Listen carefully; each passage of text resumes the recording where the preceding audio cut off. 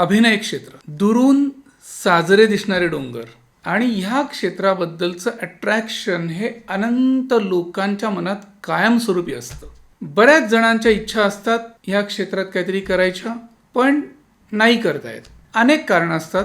मला खूपदा रिटायर्ड माणसं, एक सगळ्या जबाबदाऱ्या संपलेली माणसं मला भेटायला येतात. त्यांनी त्यांचं आयुष्य परिपूर्ण जगलेलं असतं. त्यांच्या आयुष्यातली सगळी कर्तव्य आता संपलेली असतात, सगळ्या जबाबदाऱ्या आता संपलेल्या असतात आणि आयुष्याच्या उत्तरार्धात त्यांची राहून गेलेली स्वप्न त्यांना आता इथे पुरी करावी अशी इच्छा मनात निर्माण होते. बरं, ह्या प्रत्येक वेळेला असे म्हातारे किंवा सेकंड इनिंगवाले लोकच असतात असं नाही. काही वेळेला हे वय बऱ्यापैकी तरुण पण असतं की शाळा कॉलेजमध्ये असताना आईवडील म्हटलेले असतात की नाही तू आधी शिक्षण कंप्लीट कर, आधी ग्रॅज्युएट हो, मग तुला काय करायचं ते कर. बरं, ग्रॅज्युएशन झाल्यानंतर नुसत्या ग्रॅज्युएटला कोण विचारतंय, आता पोस्ट ग्रॅज्युएशन कर, हा दुसरा मुद्दा चिकटतो.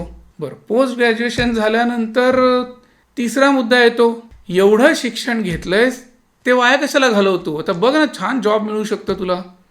बरं, पोस्ट ग्रॅज्युएशन वगैरे होईपर्यंत त्या मुलाचं वय इतपत वाढलेलं असतं की आता ॲक्टिंग फील्डमध्ये ABCD पासून सुरुवात करणं हे त्याच्याही जीवावर येतं आणि मग थोडक्यात ती स्वप्न ही मनात राहून जातात.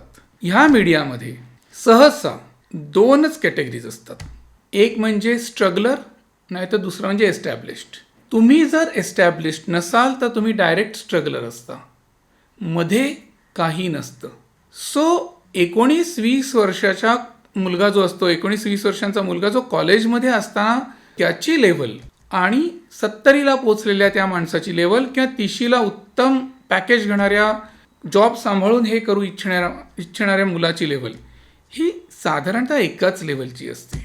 एस्टॅब्लिश्ड असाल तर तुमचे सगळे लाडकोड कौतुकं पुरवली जातात. But if you are not established then you are treated like the sheets.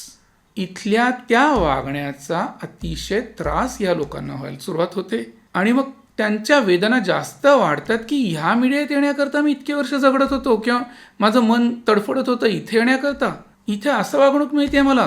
तर ह्या गोष्टीचा विचार करा आणि आयुष्याची सेकंड इनिंग ह्या क्षेत्रात येऊन तुमच्या स्वप्नांच्या मागे पळायचं आहे का ह्याचा निर्णय घ्या.